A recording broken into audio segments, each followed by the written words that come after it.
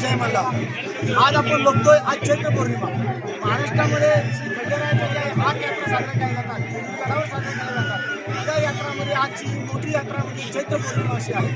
आणि आजचं विशेष म्हणजे आज महाराष्ट्रामध्ये ज्या ज्या ठिकाणी खंडेरायाची मंदिरं आहेत त्या त्या ठिकाणी पालख्या येतात आणि ते आपल्या मूर्ती असतील, मुखवटे असतील या ठिकाणी घेतात आणि देवभेट करतात. त्यामुळे या सणाला फारच मोठं प्रमाणात महत्त्व आहे. आज आपण बघतोय संपूर्ण गड हा हळदीने फुलून गेलेला आहे. आणि त्याचप्रमाणे आज हनुमान जयंती आणि त्यामुळे आज हनुमान स्तोत्र वाचन आणि हनुमान आरती हे संपन्न झालेले आहे.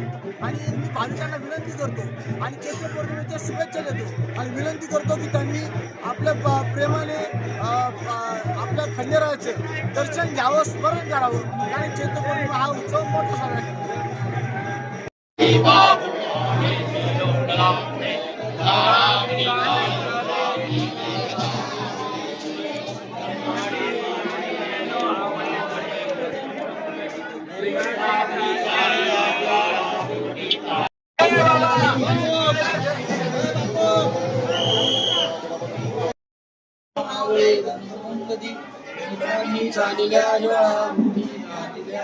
हमारी अंजनी सुता रामदूता प्रवंजना महाबळी प्राणदाता सकळा उठवी बळे सौख्यकारी दुःखहारी दूत वैष्णव गायका दीनानाथा हरिरूपा सुंदरा जगनंतरा